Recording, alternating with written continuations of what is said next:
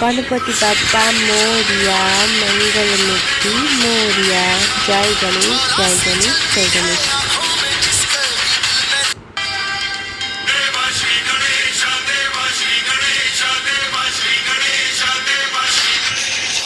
Hey guys, সবাইকে good morning. আর সকাল সকাল উঠে পড়েছি, আমার হাজব্যান্ডের কাছে আসছি। আজকে হচ্ছে গণেশ চতুর্থী, সবাইকে গণেশ চতুর্থীর অনেক অনেক শুভেচ্ছা। আজকে গণেশ চতুর্থী আছে, সেই জন্য ও সকাল সকাল উঠেছে আর এখানটা পুরো পরিষ্কার করে দিচ্ছে, কারণ আমার আছে পড়ানো, তারপর আমরা মন্দিরে যাব, তো সেটাও তোমাদেরকে দেখাবো। সেই জন্য ওকে বলছি তুমি এদিকটা তাড়াতাড়ি করে নাও, দিয়ে চা খেয়ে নাও। সেই জন্য ওকে ডাকতে আসছিলাম। তারপর দেখো টিউশন পড়ানো শেষ হয়ে গেছে আর আমি বোন ও করে যাচ্ছি। আমরা এখন মন্দিরে যাব, স্নান টান করে সবাই বেরিয়ে পড়েছে, আর সঙ্গে আমার স্টুডেন্টকেও নিয়ে নিয়েছি, ওকেও বাড়িতে ছেড়ে দেব। তারপর দেখো আমার দাদা আর আরেকজন আসছিল বাইকে, তো তখন বন্ধ করে দিয়েছিলাম ভিডিওটা। তারপরে এই দেখো মাঠটা কত সুন্দর।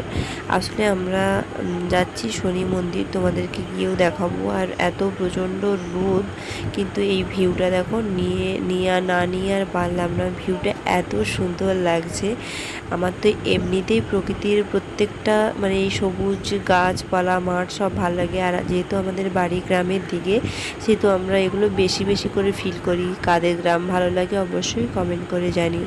বোন জ্বালাচ্ছে। আর আজকে গণেশ চতুর্থীর অনেক কিছু কেনাকাটাও আছে। আর আমরা চলে এসেছি, এটা হচ্ছে আমাদের তেমাথানি বাজার।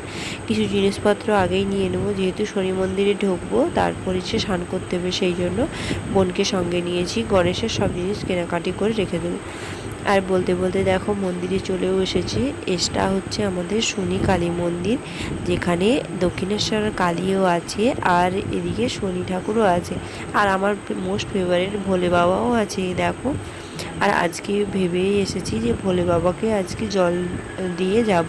আর মা তারা কালীও আছে, তো আমরা এখানে বসে আছি, ওদের পুষ্পাঞ্জলি হচ্ছে। আর যেহেতু গণেশ চতুর্থী ছিল, প্রচণ্ড ভেজাল হয়েছে। আমি বাড়ি থেকে ঘটি নিয়ে এসেছি, ছোট ঘটি, তো তাতেই আমি বাবাকে পুজো দিয়ে দিলাম।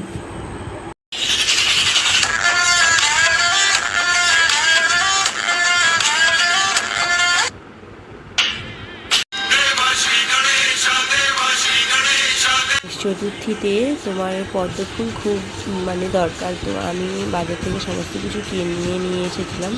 তারপর সমস্ত কিছু সাজিয়ে নিয়েছি। প্রথমে পদ্ম ফুলটা ফুটিয়ে নিয়েছি, তারপর পান পাতাতে লবঙ্গ আর তোমার এলাচ দিয়ে দিয়েছি, গণেশ সুপারি করেছি। তারপর দেখো স্বস্তিকটা রেখে দিচ্ছি।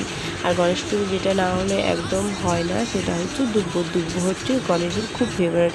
কেন বলো তো, গণেশ একসময় প্রচণ্ড খেয়ে ফেলেছিল একজন অসুরকে, সেই জন্য গণেশের পেটে খুব সমস্যা হচ্ছিলো, তখন দুব্বো খাইয়ে দিতে গণেশের পেট ঠিক হয়ে গেছিলো। সেই থেকে গণেশের মোস্ট ফেভারিট হচ্ছে দুব্বো। তো তারপর দুব্বোটাও দিয়ে দিলাম মলি সুন্দরতে। আর মেটে সিঁদুর তো দিয়ে পুজো করতে হয় প্রত্যেক বছরই। আমি গণেশকে এভাবেই পুজো করি আর গণেশের জন্য বার করি। তোমরা কিভাবে গণেশকে পুজো করেছো অবশ্যই জানিও।